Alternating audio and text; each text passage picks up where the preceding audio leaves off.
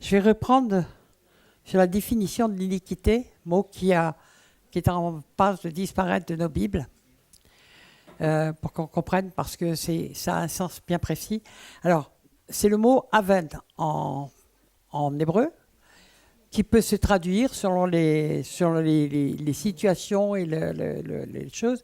Bon, iniquité, inique, deuil, idolâtrie, malheur, coupable, mal, châtiment, méchant, fausse, injustice, médire, malfaiteur, enfin c'est tout du truc sympa, vous voyez.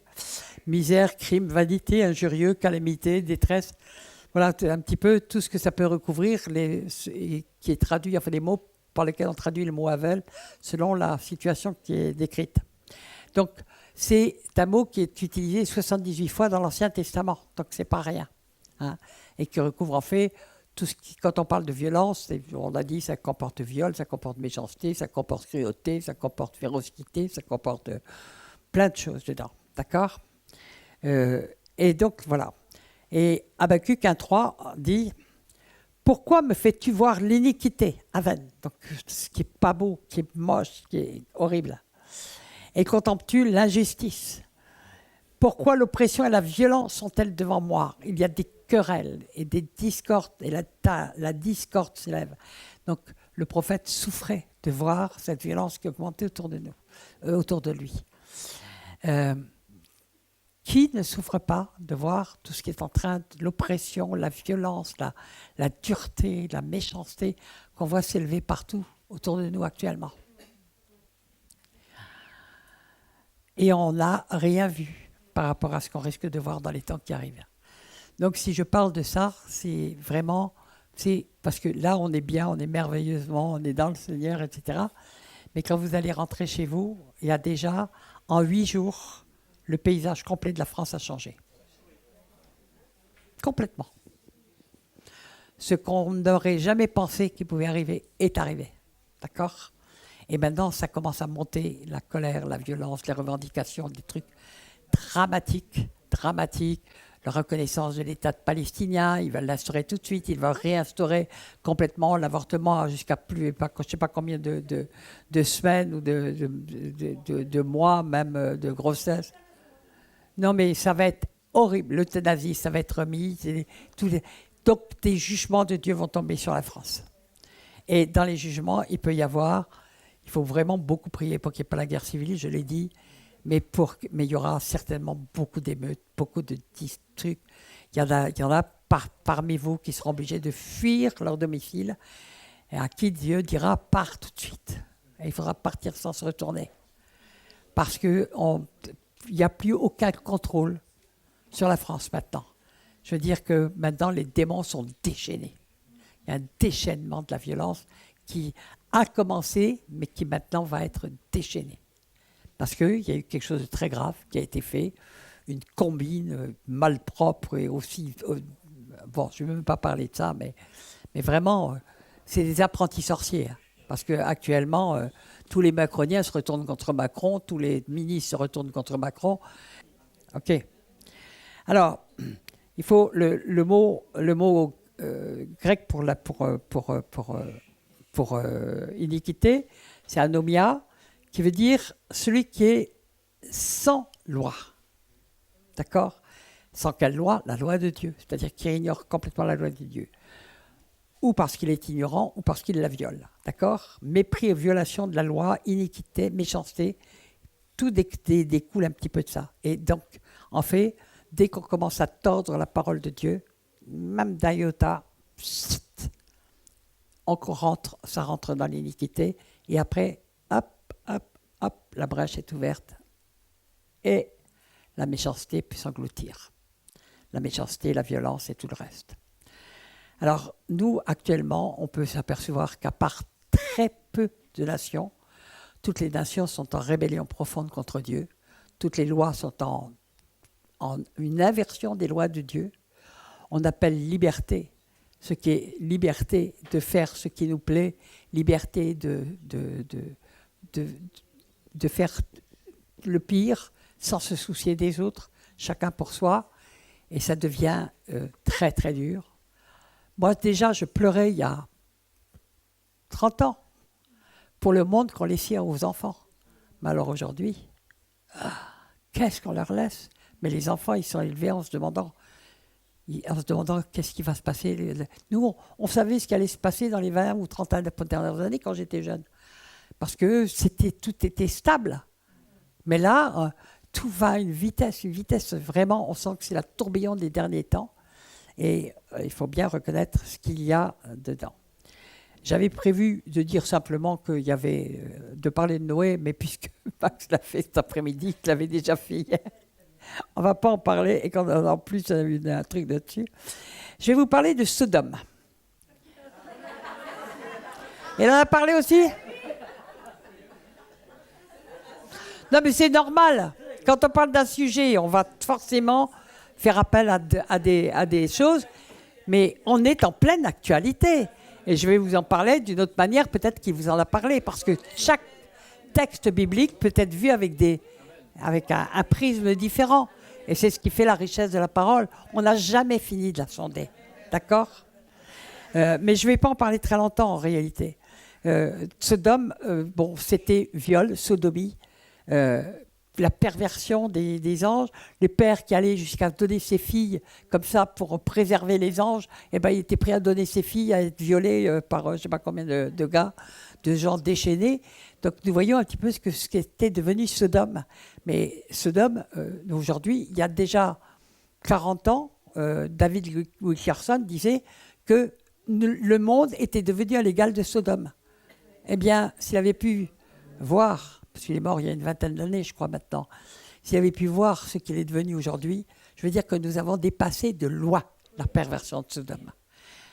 Oui, nous avons dépassé très clairement la perversion de Sodome, parce que nous avons légalisé dessus et fait comme norme des choses qui sont abominables. Je vais vous parler aussi un petit peu, mais vraiment abominables. Et donc, comme par exemple, les enfants maintenant dans les écoles, on leur donne la théorie du gender, ils ont le droit de choisir leur sexe, on leur apprend à se masturber dans les... Vous le savez ça?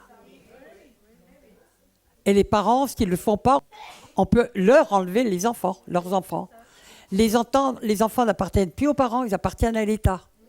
Et c'est pour ça qu'ils les mettent dès 3 ans dans l'école. Moi, quand j'étais petite, les enfants, ils rentraient à 5-6 ans. Et c'était normal. Et on estimait que l'éducation des parents était primordiale dans la prime enfance. Maintenant, on les prend le plus tôt possible pour les pervertir le plus tôt possible. Ce n'est pas que tous les professeurs sont mauvais, mais ils ont des programmes et ils n'ont pas le droit de s'opposer à certains programmes. Point final. Sinon, ils virent, ils giclent. Tout simplement. Et c'est horrible ce qui est en train de se passer. C'est horrible, horrible. On est en train sciemment de tordre le psychisme des enfants, d'en faire des pervers, en les prenant le plus tôt possible. D'accord ? C'est exactement ça. Donc, voilà. Alors, je vais revenir maintenant à ce qui se passe avec la violence. Bon, Sodome, on connaît le résultat. Dieu avait promis de ne pas mettre d'inondation, il n'a pas inondé, mais il a envoyé, ça ressemble beaucoup à une bombe nucléaire, ce qui est tombé sur Sodome. Non mais sans blague. Quand on voit les trains, il n'y a plus rien, il n'y a plus rien. C'est très... Une ville qui périt par le feu, il y a des restes. Là, il n'y a plus rien. Disparu. Et elle est sous la mer morte, complètement, d'accord ? Ben oui, même il a fait recouvrir pour vraiment que... Mais bon... Alors, je vais venir maintenant, on va parler que la violence peut même toucher, nous allons le voir dans l'Ancien Testament, elle pouvait toucher même les prêtres, d'accord ? Ce qui a été sera, ce qui a déjà été, et Dieu ramène ce qui est passé. C'est pas mieux maintenant, malheureusement, il y a de tout, d'accord ? Il y a le meilleur, et il y a le pire, et il y a du moyen. Alors, on va revenir à Genèse 49:5. C'est un chapitre assez remarquable où Jacob bénit chacun de ses fils. Et en fait, sa bénédiction va se répercuter dans les siècles et même jusqu'à aujourd'hui. D'accord ? Et il dit de Séméon et Lévi, qui sont frères. Est-ce que je vous en ai parlé de ce passage ? J'en ai parlé de ça. Ah oui, vous en avez parlé dans un des thèmes ce matin. Donc je vais le rappeler très vite. Ils ont trahi des gens qui leur ont fait confiance à cause de leur sœur qui a été faite. Les gens leur ont fait confiance, ils ont fait circoncire, ils ont profité de ce qu'ils étaient malades et fiévreux pour tous les tuer. Et bien sûr que Joseph, quand il apprend ça, il est profondément choqué. Mais vraiment choqué. Jacob, oui. Non, oui, Jacob, pardon. Jacob. Et il dit, Siméon et Lévi sont frères, leurs glaives sont des instruments de violence. Donc, leurs glaives sont des instruments de violence. Oui, ils s'en étaient servis pour tuer, assassiner toute une tribu, en réalité. Toute une tribu qui s'était confiée en eux. Même s'ils avaient fait une faute, ce n'était pas une raison pour exercer cette violence. Et Jacob va mettre on en a parlé justement ce matin, c'est pour ça que je me dis, mais quand est-ce qu'on en a parlé? Oui, c'est vrai qu'il y a quelqu'un qui avait pris ça ce matin comme thème d'un acte de violence grave. Donc je vais le redire, tout le monde n'était pas là. Je vais le redire, il a mis une malédiction sur Siméon et Lévi. La première malédiction pour Lévi a été enlevée par Moïse quelques centaines d'années plus tard. Pour la deuxième, je vais vous dire ce que je crois être une révélation de Dieu, mais je vous la soumets. D'accord? Donc, Lévi, Moïse, il dit, ils seront dispersés en Israël. En réalité, malédiction de rejet. Moïse après va dire, les pères ne connaissent pas leurs fils, etc. Dans le Deutéronome 33. Et il va redresser cette malédiction et les remplacer par la bénédiction. Parce que Lévi, malgré cette souffrance du rejet, d'être dispersés, etc., ils ont continué leur appel de Lévite, c'est-à-dire d'enseignants de la parole. Et ils l'ont continué, malgré les souffrances, malgré les tragédies, on peut imaginer ce que ça peut être. Toujours 10 personnes de la famille tout le temps, ça, ils ne se connaissent pas, machin. Bon, on peut imaginer une malédiction de rejet, pas possible. Donc Moïse redresse et va mettre la bénédiction. Pourtant, quand il bénit tous les frères, il ne nomme pas Siméon. Il les nomme tous, sauf Siméon, en Deutéronome 33. Et moi, je me suis posé une très bonne question, je crois. Pourquoi Jésus a-t-il transformé le nom de Simon en Céphas, c'est-à-dire Pierre Voilà. Je pense qu'il a annulé la malédiction qui était sur la tribu de Siméon et qui était demeurée à travers les millénaires, hein. Enfin 1500 ans. Donc c'est très impressionnant quand on y pense. Très très impressionnant, plus de 1500 ans d'ailleurs, presque 2000 ans. Presque 2000 ans. Donc je pense que quand Jésus a changé le nom de Simon, c'était pour ça, il a en même temps brisé, parce qu'il avait l'autorité. Il faut des autorités similaires pour briser une malédiction. Moïse avait l'autorité similaire à celle de Jacob et Jésus avait l'autorité suprême. Donc il pouvait casser cette malédiction parce qu'il a emmené Pierre pour servir le Seigneur et pour être un des 12 fondements de la Jérusalem céleste. Amen. Donc la malédiction est devenue bénédiction. Amen. D'accord ? Et en Genèse 49:7, il dit « Maudisse-toi leur colère, car elle est violente. Ouais. Et leur fureur, car elle est cruelle. » La propre justice, ils étaient dans la fureur. Apparemment, leur colère était légitime, leur fureur était légitime, mais leur acte ne l'était pas. OK ? Parce qu'ils ont trahi la confiance, ils ont trahi leur... Bon. Et je les séparerai dans Jacob et je les disperserai en Israël. Voilà. Donc c'était une très très lourde malédiction et qui a duré quand même des millénaires, c'est pas rien. Alors, le mensonge, on en a parlé ce matin aussi, on nous a parlé d'Ananias et Saphira. J'ai dit, dans le mensonge, ce que Dieu est le plus, c'est l'hypocrisie. On fait croire à quelque chose et on cache une partie de la vérité, ou on fait paraître ce qu'on n'est pas, et l'hypocrisie est insupportable au Seigneur. Nous devons être transparents, nous devons être vrais. Ce n'est pas la peine de faire des grands sourires en disant tout va bien. Bon, on n'est pas obligé d'infliger tous nos problèmes à tout le monde, bien entendu, On peut faire des sourires les uns aux autres, mais quelquefois, il y a des gens qui portent des masques tout le temps. Hein. Ils ont une belle image à l'église, ils sont pimpants, ils sont souriants, etc. Vous les rencontrez le lendemain dans le supermarché du coin, purée. Un double visage. Et il y a hypocrisie quand même. Hein. Il y a quand même une forme d'hypocrisie. Bon, donc le Seigneur a oh purée, ah oui, non, ça va. Donc, tout ça, l'hypocrisie fait partie du mensonge, mais il en est une des formes les plus odieuses. Hein, d'accord. Alors, on a parlé du fait que là, c'était les Lévites, c'était les prêtres hein, qui avaient fait quelque chose de grave. Et Tite 1, 10, 11 dit il y a en effet, surtout parmi les circoncis. Donc, nous, on est circoncis de cœur. Donc, il parle à la fois des Juifs et de nous. D'accord.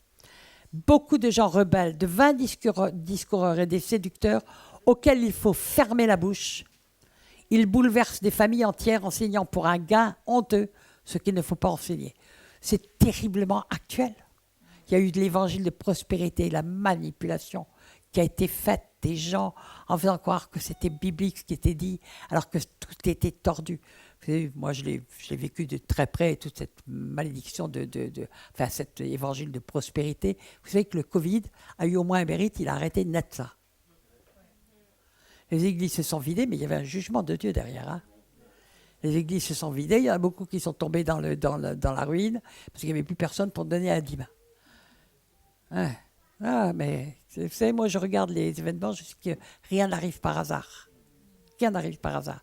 L'évangile de la prospérité avait dévasté le monde entier. Tous les continents. J'ai eu des appels de serviteurs de Dieu ou de chrétiens de tous les continents qui me disaient mais il y a une dévastation avec cet évangile de prospérité.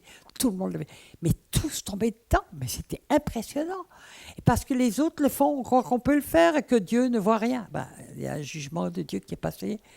Les églises, elles ont été fermées pendant des mois, et puis les gens, tout d'un coup, ont appris à travailler d'une manière autre. Il y a Cyril qui m'a raconté, avant de partir, là, cette semaine, il m'a raconté ça. Il m'a dit, mais Michel, moi j'ai lancé un live un Zoom où les gens pouvaient se connecter pour pouvoir bénéficier de culte. Et puis ça a pris une ampleur formidable à cause du Covid, parce que les gens ne savaient plus, il n'y avait plus leur église pour aller. Alors ils se connectaient là, et puis ils ont trouvé une autre nourriture, et ils y sont restés. Amen. Parce que les gens, quand ils ont touché à la vérité, ils n'ont plus envie de goûter au mensonge. Quand ils écoutaient combien le Seigneur est bon, ils n'ont plus envie de goûter à des faux dieux, ou à des faux Jésus, ou à des faux tout ce que vous voulez. Moi, je suis... Vous savez, il y a marqué « Wanted » sur mon front, hein, avec des petits dollars là, qui traînent, parce que j'ai été accusé de vider les églises. J'ai jamais vidé aucune église, mais les gens... Écoutez, moi je vous raconte ça parce que c'est un peu drôle. Ça s'est passé, la première fois que j'ai entendu ça, ça s'est passé il y a à peu près 25 ans. Je faisais un séminaire dans les Cévennes, on avait vu la gloire de Dieu, il y avait vraiment des choses magnifiques qu'on avait vécues pendant toute une semaine.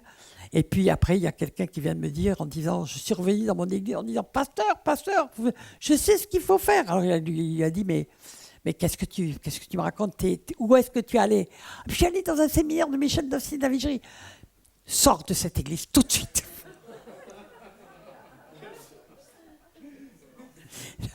Bon, c'est la norme, hein. C'est la norme. Croyez-moi, c'est la norme. Ça me fait rire. Au début, je ne comprenais pas. J'ai dit, mais qu'est-ce que je leur ai fait?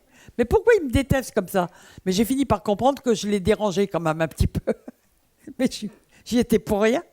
Mais bon, c'est comme ça. Mais c'est vrai que quand on va dans des lieux où on reçoit une telle gloire de Dieu, moi, mais quel privilège j'ai, parce que je l'ai vu à chaque séminaire. J'ai jamais vu un séminaire où on est sorti la mine triste. Hein. J'ai toujours vu des gens qui pleuraient de ne pas être obligés de rentrer, ça oui. Mais on vit des choses tellement merveilleuses, mais c'est ce que toutes les églises devraient vivre. Si elles marchaient avec le Seigneur, elles devraient toutes vivre ça. Je ne vais pas les appeler églises, je vais les appeler assemblées. Puisque dans l'église, c'est l'église de France, l'église de Dans la Bible, c'est l'Église, elle est toute ville confondue, etc. Bon, point final. Ou dans les villes. Bon, ok. Nous en sommes bien loin. Ok. Alors, nous sommes tous des enfants de la colère. C'est ce que nous dit la parole. La colère est omniprésente. Nous naissons dans la colère. Et nous sommes des enfants de la colère. Pourquoi ? Parce que nous sommes privés de la gloire de Dieu et que nous rentrons dans un monde difficile. Et nous allons avoir tout de suite des frustrations. La vie dans ce monde est un fait de frustration. Pourquoi ? Je ne peux pas vous révéler, mais moi, le Seigneur m'a expliqué pourquoi. Mais ça viendra. Je peux en dire que je sais que Dieu me dira bientôt de révéler certaines choses que je tiens secrètes depuis 32 ans dans mon cœur.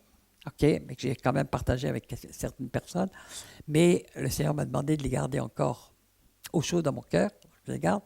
Mais toujours est-il qu'un enfant qui rentre, il va devoir apprendre à gérer des frustrations. L'éducation fait énormément pour ça. Hein. Les parents sont là pour aussi que les enfants ne débordent pas, pour leur donner des cadres, des trucs, pour les civiliser, pour leur donner une éducation, pour les apprendre à apprendre, etc. etc. Mais si ce n'est pas fait, la colère, elle est là. Et nous sommes des enfants de la colère, c'est ce que nous dit la parole. Éphésiens 2:3. Nous aussi, nous étions de leur nom, mais nous vivions autrefois selon les convoitises de notre chair, accomplissant les volontés de la chair et de nos pensées. Donc on revient au problème des pensées. Elles sont toujours contraires à celles que Dieu veut nous donner. Et nous étions par nature.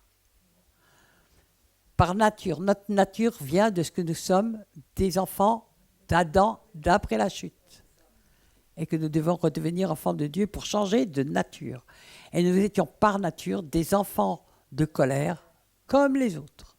D'accord ? Donc, qu'est-ce que c'est que la colère de Dieu ? Alors, c'est très intéressant. Je n'ai pas fait un ordre très, très fort. Je vais vous donner simplement des passages comme ça, par-ci, par-là, qui font comprendre un petit peu les sources, les racines de la colère, de la violence, etc. Mais pour que nous sachions aussi, nous repentir et nous garder de tout ça et ne pas faire les erreurs qui ont été faites et qui ont été soulevées quelquefois, justement par rapport à Siméon et Lévi, qui l'ont payé très cher. Hein. Alors, c'est très intéressant. 1 Chronique 21:1 dit « Satan se leva contre Israël et il excita David à faire le dénombrement d'Israël. » Vous connaissez l'histoire du dénombrement. Pourquoi Dieu a été si sévère ? C'est parce que d'une certaine manière, David s'était approprié les âmes. Hein, il faisait le dénombrement parce que, ah là là, mais j'ai 3 millions de sujets, je suis le roi de 3 millions de sujets. Et l'esprit de dénombrement, Yves pourrait en parler, parce qu'un jour, on ne va pas nommer l'église, où on était tous les deux, mais on leur a, l'église se vidait pour des raisons, malheureusement, au lieu de se demander pourquoi ça se faisait comme ça, ils ont commencé à demander à tous les diacres, et Yves était diacre, de faire le dénombrement des sièges des personnes et de rappeler tous ceux qui étaient partis en disant « ce sont des âmes qui nous appartiennent ». L'église, ça fait 30 ans, elle n'est toujours pas relevée. On ne joue pas avec ce genre de choses, parce que ça ne nous appartient pas. Les âmes ne nous appartiennent pas. Et les églises qui s'amusent à vouloir retenir les âmes pour retenir les dîmes, eh bien, elles vont passer en jugement, tout simplement. Il ne faut pas s'en étonner, ce sera comme ça. Mais ce qui est très intéressant, 2 Samuel 24:1, et regardez bien la parole. La colère de l'Éternel s'enflamma de nouveau contre Israël. Et il excita David contre eux en disant « Va, fais le dénombrement d'Israël et de Juda. » Un coup c'est Satan et un coup c'est la colère de Dieu. Mais Satan, c'est une créature. En plus, il est vaincu. Donc, qu'il le veuille ou pas, il est serviteur de Dieu. Il sert aux bases œuvres de Dieu. C'est nous qui lui octroyons des droits. D'accord ? Mais nous pouvons aussi le chasser au nom de Jésus, mais il faut déjà supprimer les droits que peut avoir Satan. C'est pour ça qu'on On ne peut pas délivrer des gens qui sont encore dans la colère, dans la haine. Bon. Ok. Donc nous voyons que la colère de l'Éternel est interchangeable avec Satan. C'est intéressant. Ça veut dire que quand Dieu est en colère, Satan lui sert, est un des serviteurs, même s'il est condamné, même s'il est vaincu, même s'il a été mis en spectacle à la croix, il est toujours là, d'accord ? Parce qu'il sert au jugement de Dieu, d'accord ? Donc les chrétiens toujours pensent que Satan est plus grand que Dieu. Ouais, Satan me poursuit de sa vindicte. Ah oui, mais peut-être qu'il poursuit de sa vindicte, mais c'est peut-être Dieu qui est en colère. Vous comprenez ça? Ok. Donc je le dis ça pour ça, au passage. Bon. Alors, on va passer à Acte 13, 10. Ça, personne ne me l'a piqué ce matin.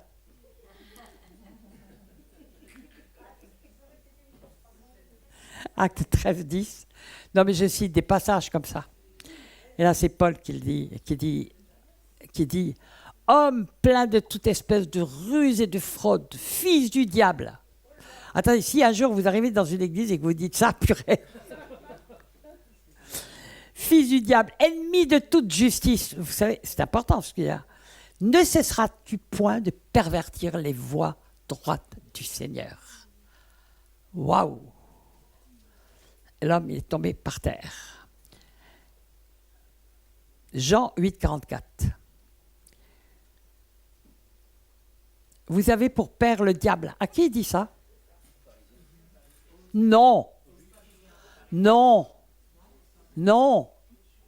C'est trop facile de dire que c'est aux pharisiens. Matthieu 23, vous pouvez vous régaler avec les pharisiens. Non. Mais laissez-moi finir. Et relisez tout le chapitre. Moi, je le connais par cœur, ce chapitre. Tellement il était important. Il dit ça aux Juifs qui ont cru. Aux Juifs qui se sont convertis et qui suivent Jésus. Enfin, qui ont cru en Jésus. C'est dit 2 fois, pour bien le souligner. Et il leur dit, et qui disent, mais nous avons pour père Abraham, machin, etc. Non, vous avez pour père le diable, parce que vous faites les œuvres de votre père. Eh oui, aux Juifs qui ont cru. C'était les disciples, là. Ils suivaient Jésus. Waouh! C'est pas l'évangile à l'eau de rose, ça. D'accord? C'est pour ça que les gens, quand on dit ça, oh, c'est pas nous, non, c'est pas nous, c'était les pharisiens. Là, tu parles. Alors, celui qui croit au Fils a la vie. Celui qui ne croit pas au Fils ne verra pas la vie, mais la colère d'Élohim demeure sur lui. La colère, c'est Satan. Il a tous les droits. Romains 5, 9. Je vous donne des versets comme ça. Il y en a certains qui vont peut-être vous accrocher. Et voilà, parce que j'ai mis énormément de versets, parce que la parole parle énormément de la violence, de l'état réel de l'homme quand il n'est pas régénéré. Et tout ça, on en parle, alors que les églises, elles ont adopté la psychologie avec pour base l'humanisme qui dit que l'homme est bon à la base. Ben, c'est tout le contraire de ce que dit l'Évangile. Donc il ne faut pas s'étonner si déjà dans l'Église il y a de la violence, eh bien il y a de la violence, il y a de la méchanceté, il y a de la fourberie, il y a des trahisons, il y a des tas de trucs. Mais dans quel état va être le monde si l'Église n'est plus le sel de la terre? Excusez-moi, mais il n'y a plus rien. Il n'y a plus rien, on n'est plus les témoins de Jésus, on n'est plus les ambassadeurs du royaume, on n'est rien de plus ça. Et le Seigneur, il est en train de se lever une armée nouvelle, d'ambassadeurs du royaume, des flammes de feu, et qui vont être envoyés. Et je sais que beaucoup se sont approchés pour être envoyés. Mais ne vous étonnez pas, vous aurez pour les premiers ennemis les gens de sa maison. Les chrétiens tièdes ne supportent pas les chrétiens en feu, parce que ça leur renvoie l'image de leur tiédeur. C'est insupportable pour eux. Insupportable. Et donc, ils peuvent devenir extrêmement méchants, mauvais. Ce n'est pas la peine de les juger. Dieu les juge, mais on les bénit. Dieu peut les transformer. Amen s'il le fait. Amen s'ils sont capables d'écouter. Mais on fait ce qu'on peut, mais ne leur voulant pas, c'est des insensés. C'est des insensés. Ils croient qu'ils vont avoir la vie éternelle alors qu'ils ne l'ont pas. Ils ne sont pas convertis. C'est partie de ces cadavres que le Seigneur me montrait là dans les églises, dans les réunions. Qu'est-ce que vous voulez que moi je voulais raconter? Quand j'ai voulu me lever et que j'ai dit voilà la vision que je viens de recevoir, personne ne s'est senti concerné. Pourtant, je savais bien ce que le Seigneur m'avait dit. Si une personne, un jeune, qui était en train de se convertir. Tous les vieux chrétiens, oh, c'est pas moi. Moi, je voyais des cadavres, et quelques vivants. Et les quelques vivants, c'était facile à reconnaître parce que il était vraiment, je les connaissais, tous ceux oui, je les connaissais tous. Eh bien, je savais, ils démontraient par leurs œuvres qu'ils appartenaient vraiment au Seigneur et qu'ils étaient vraiment nés de nouveau et qu'ils marchaient vraiment par l'Esprit de Dieu. Waouh! Vous savez, quand on va beaucoup dans plein d'endroits, dans des tas d'assemblées, on finit par avoir les sens un petit peu plus aiguisés sur les personnes, et sur les regards, sur les paroles, sur les... Bon, les paroles, on peut avoir un masque, il y a beaucoup de gens qui ont des masques, malheureusement. Mais il y a les fruits, ils sont là aussi, d'accord?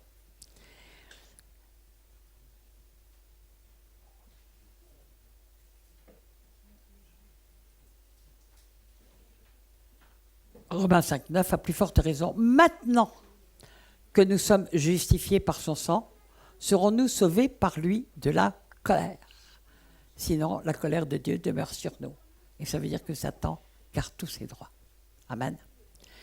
Alors, la violence croissante, Jésus avertit de ce qui se produirait dans les derniers temps. Écoutez bien, j'ai lu ça il y a 20 ans, je dis, c'est pas possible.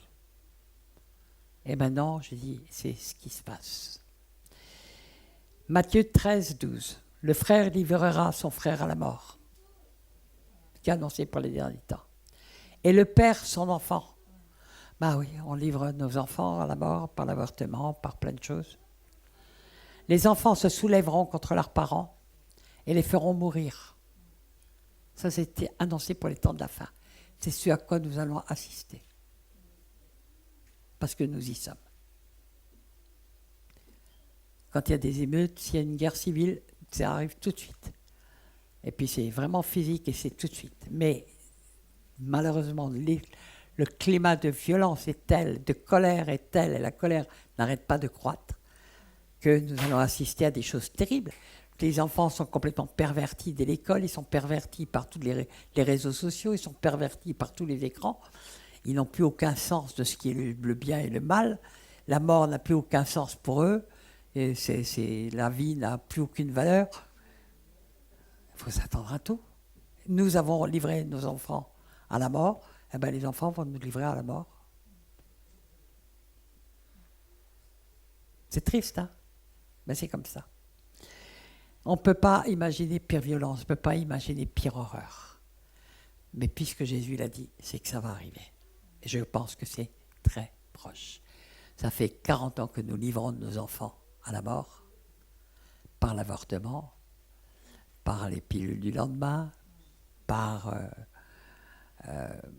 la pédocriminalité cachée, mais qui est rampante, souterraine, mais qui est omniprésente. On est probablement le pays le plus pédocriminel du monde. Là, tout a été découvert aux États-Unis, mais quand ça va arriver. Hein. Ça commence à percer de tous les côtés. Les témoignages, les trucs, les gens parlent de plus en plus. Et donc, ça arrive. Quand les gens... Pour moi, c'est une espérance que ça se voit. Parce que on a l'impression que la seule chose qui peut encore toucher le cœur des gens, c'est de se rendre compte de ce qu'on fait aux enfants. Parce qu'on dit, mais quand est-ce qu'ils vont se décider à ouvrir les yeux sur ce qui se passe? Mais là, ça peut être un choc quand même. Enfin, on finit par se demander, les gens sont tellement blasés sur tout. Ah, c'est l'histoire de la grenouille, hein. On met une petite goutte d'eau chaude tout le temps, et puis elle bouge pas, et puis le jour où elle se réveille, elle est déjà morte. Bon, d'accord. Ah, ok. C'est exactement ce qui est en train de... C'est comme ça que l'ennemi, Satan, a procédé pour nous amener de plus en plus bas dans la morale et dans toutes les lois antéchrist, tout simplement. Okay. Matthieu 10, 35, c'est Jésus qui l'a dit.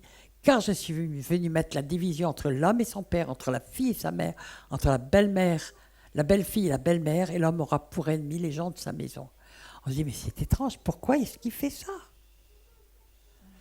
Mais il faut que les cœurs soient aussi quelquefois manifestés dans les familles. Mais de toute façon, ça on le comprend mal. Mais par exemple, quand on voit des conversions, par exemple de gens qui viennent de l'islam, ou de l'hindouisme, même du catholicisme, même d'autres religions, mais dès qu'ils se convertissent, mais c'est épouvantable. Il y en a beaucoup qui doivent se cacher pour ne pas être assassinés. Ou alors, c'est d'une violence inouïe à l'intérieur de la famille. Ils sont obligés de cacher. C'est impressionnant, hein? Impressionnant. Michée 7, 6, pour ça rejoint. Car le fils outrage le père, la fille se soulève. Vous voyez que c'était déjà prophétisé dans l'Ancien Testament. La fille se soulève contre sa mère, la belle-fille contre sa belle-mère. Chacun a pour ennemi les gens de sa maison. Donc Jésus ne fait que rappeler cette prophétie qui est toujours d'actualité, sauf qu'il l'a mis. Et l'homme aura, c'est au futur. Donc ça va arriver. Il y en a toujours eu, bien sûr, des problèmes. Mais là, c'est comme si c'était devenu une généralité. Les temps vont être durs, non? Les temps vont être durs. Waouh! Pour garder la foi, eh bien, il ne faudra pas avoir peur de mourir. Dans bien des cas. OK? On va regarder dans quel contexte Michée a donné ces paroles. Et vous allez voir si ce n'est pas une description de ce qui se passe. Aujourd'hui, l'homme de bien a disparu du pays. Il n'y a plus de juste parmi les hommes. Ils sont tous en embuscade pour verser le sang, chacun tend un piège à son frère. Leurs mains sont habiles à faire le mal. Le prince a des exigences, le juge réclame un salaire. Le grand manifeste son avidité et ils font tous ainsi cause commune. Vous n'avez pas l'impression qu'on vient de voir les élections françaises, là? Le meilleur d'entre eux est comme une ronce, le plus droit, pire qu'un buisson d'épines, le jour annoncé par tes prophètes, ton châtiment approche. Donc quand on voit l'État, on sait que le châtiment de Dieu est proche, d'accord? C'est alors qu'ils seront dans la confusion. Ne crois pas à un ami, ne te fie pas à un intime. Devant celle qui repose sur ton sein, garde les portes de ta bouche. Vous vous rendez compte où on en arrive? C'est prophétique, hein? C'est une prophétie.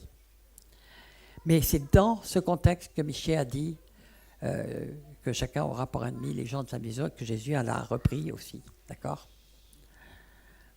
Donc on voit que la cause, c'est la dégradation morale totale du pays et que ça a des conséquences dramatiques. Okay? Nous y sommes. Nous y sommes. Je ne vous dis pas ça pour vous mettre mal. Je sais que vous avez envie de danser, de chanter, etc. Et puis que, bon, ok. Mais bon, il y a un temps pour tout. Et là, c'est la préparation à ce qui nous attend dans les mois qui viennent, je pense. Je pense que c'est dans les mois qui viennent et les 2-3 ans qui viennent sont devant nous vont être terribles. Mais en même temps, n'oublions pas que ça va être le temps c'est quand on est totalement en bas qu'on peut remonter, qu'un pays peut remonter. Et ça va être le temps de la moisson. Parce que les gens vont ouvrir les yeux et vont commencer à crier à Dieu.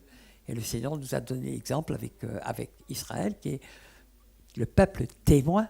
Je répète toujours, c'est le peuple témoin de Dieu. Ce n'est pas le peuple élu, c'est le peuple témoin. Hein, témoin. Et il lui a confié, mais ça je reparlerai, pourquoi il y a autant de persécutions contre Israël. Ok ? Mais il est le peuple témoin, ben, il a fallu que le Seigneur le conduise d'abord à être esclave, puis, je l'ai raconté, a amené le gouvernement du pays est absolument intolérable, invivable, insupportable, pour qu'enfin il se tourne vers Dieu et crie à lui. Ben, il est en train de faire la même chose avec nous. Dieu refait la même chose. Simplement, il recommence, il a essayé de nous avertir à travers son peuple. On n'a pas écouté, on ne veut pas entendre, chacun veut faire ce qui lui plaît, ce qui lui chante. Et les églises, ce n'est pas très reluisant non plus, pour beaucoup d'entre elles. Eh bien, le Seigneur va envoyer des jugements. Il faut les accepter. Les jugements de Dieu sont tout aussi saints que son amour, que sa justice. Ces jugements sont saints et ont toujours le but d'en sauver le maximum. Parce que si Jésus n'exerçait pas sa justice, on va voir, ce serait de pire en pire et ce serait de plus en plus asphyxiant, étouffant, épouvantable. Et il ne faut pas oublier une chose, c'est que le péché engendre toujours du mal et de la souffrance. Le péché des uns tombe souvent sur les autres. Et donc, Dieu voit et entend les cris de souffrance des malheureux. Et c'est écrit. Oui, Dieu entend le cri de souffrance des malheureux. Et il y a un moment, il dit, ça suffit. Ça suffit. Et là, les jugements pleuvent. Mais en général, Dieu a envoyé d'abord des prophètes, des gens qui ont parlé, mais à qui on a fermé la bouche. D'accord ? Persécution contre l'Église est la véritable. Ça nous est annoncé aussi. Donc il faut s'y préparer, mais il ne faut pas en avoir peur. Il ne faut pas en avoir peur. Vous savez, Dieu nous donne toujours la force pour ce qu'il nous fait passer. Et puis, pas tous. On n'est pas tous destinés quand même à la boucherie. Ok. Donc je dis ça parce que Jésus, il a dit qu'il était destiné à la boucherie. D'accord ? Pourquoi persécution contre l'Église ? Parce qu'on veut la faire taire. Je parle là de l'Église avec un grand E, l'Église qui appartient au Seigneur et dont il est le seul maître. Amen. C'est la vérité qu'on veut tuer. C'est la vérité qu'on veut tuer. Et nous allons arriver à Israël de la même façon. Alors il nous est dit, tiens, je ne sais même plus dans quel chapitre j'ai mis les versets, mais je n'ai pas mis le truc. Si quelqu'un le retrouve. Mettez-vous en garde contre les hommes, car ils vous livreront aux tribunaux, ils vous battront de verges dans leurs synagogues, ou dans leurs communautés, dans leurs églises, etc. Vous serez menés à cause de moi devant les gouverneurs, devant des rois, pour servir de témoignage à eux et aux païens. Mais quand on vous livrera, ne vous inquiétez ni de la manière dont vous parlerez, ni de ce que vous direz.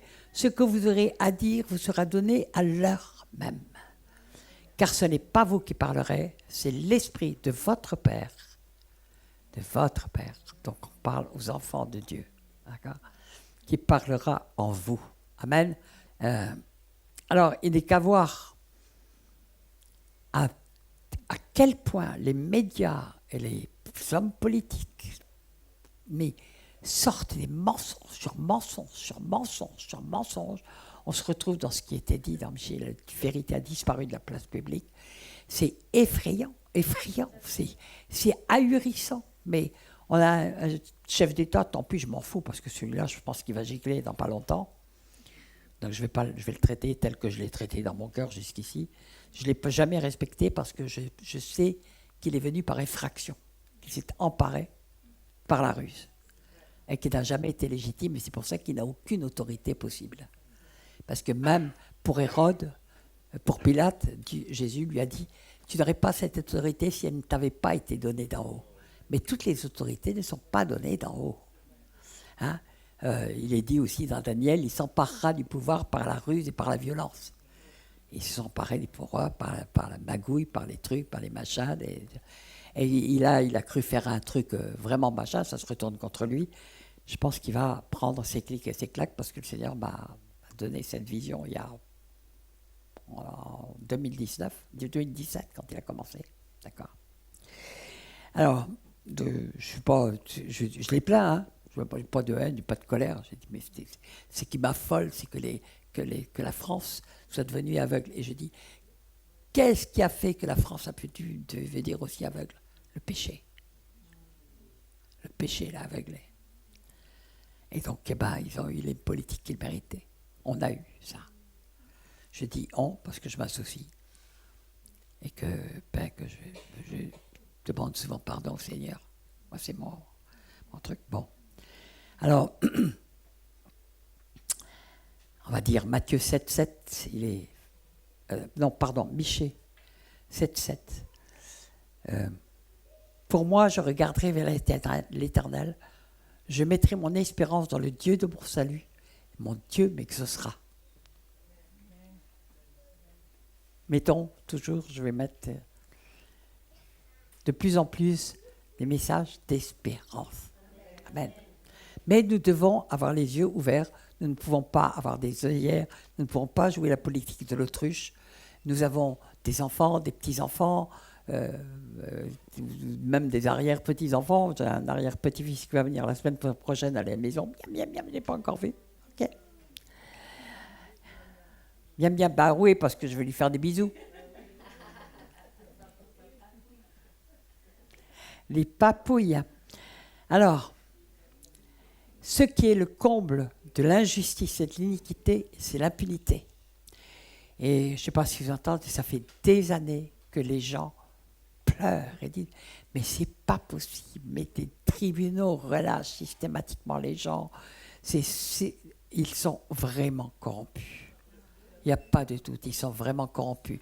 Et j'ai suffisamment d'amis, avocats ou dans la police ou autres, pour des policiers, plusieurs me l'ont dit, quand on arrête quelqu'un et qu'il met une petite croix en bas de la page, on sait que c'est un franc-maçon et que même si on l'enferme, même s'il a fait des choses horribles, eh bien, il sera relâché immédiatement. Est-ce que vous savez que les francs-maçons jurent de se protéger les uns les autres, c'est pour ça qu'ils ont noyauté toute la magistrature, etc., et les avocats, etc., il y en a beaucoup, pas tous, Dieu merci, mais ils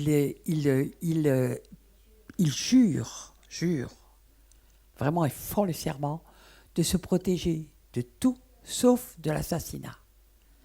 Mais moi, j'ai eu à lutter contre la franc-maçonnerie pour, par exemple, une personne dont l'enfant était violé par le père. Il y avait toutes les preuves ont toutes disparu, il y avait des preuves de police, il y avait eu des constats, il y avait des constats d'hôpitaux, il y avait tout avait disparu. Et la mère qui était chrétienne, on a combattu,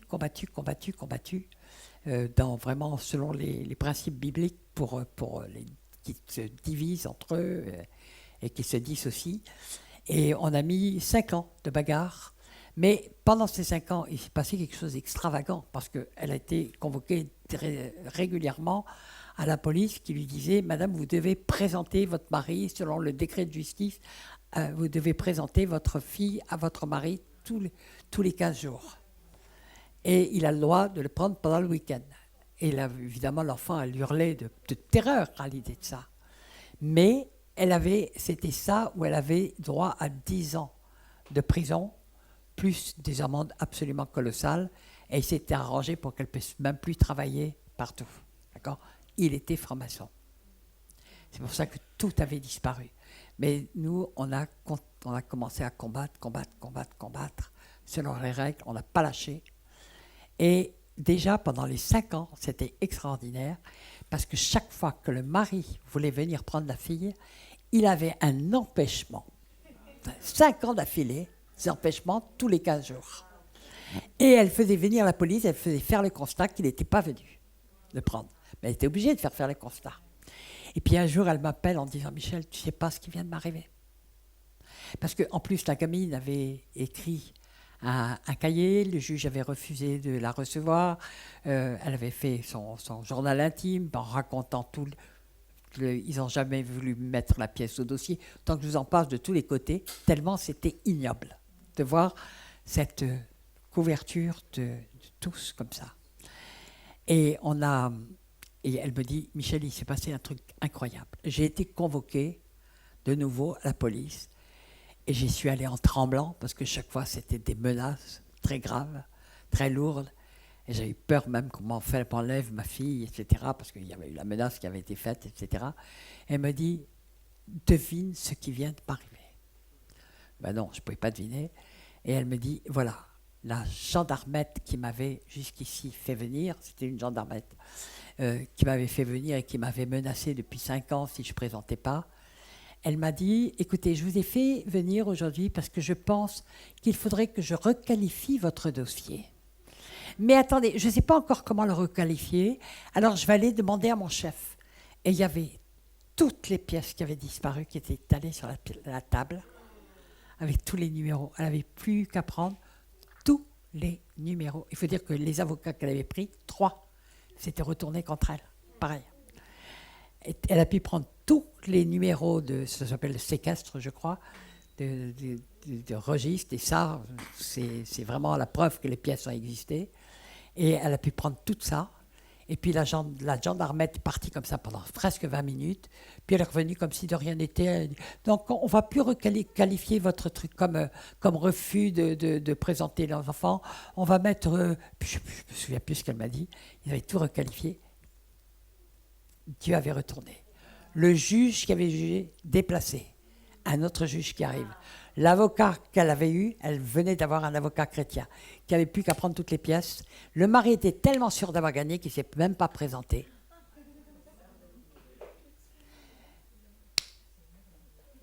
Et justice lui a été faite complètement. Et la gamine a eu le choix de ne plus jamais voir son père et de rester avec sa mère. Pour vous dire qu'on a des armes. On a des armes, d'accord ? Même contre les coalitions les plus grandes, Dieu est avec nous face à l'iniquité. OK ? Alors, mais c'est quelque chose, dire à un innocent, tu es coupable, ou un coupable qui est innocent, je vais vous lire, bon, c'est très grave devant Dieu, mais vraiment c'est très grave que des gens qui sont mandatés pour rendre la justice fassent le contraire de la justice. Eh bien, je peux vous assurer que il y a Proverbe 24, 24, retenez celui-là. Celui qui dit au méchant, tu es juste. Les peuples le maudissent, les nations le maudissent. Et la malédiction tombe sur les enfants de génération en génération.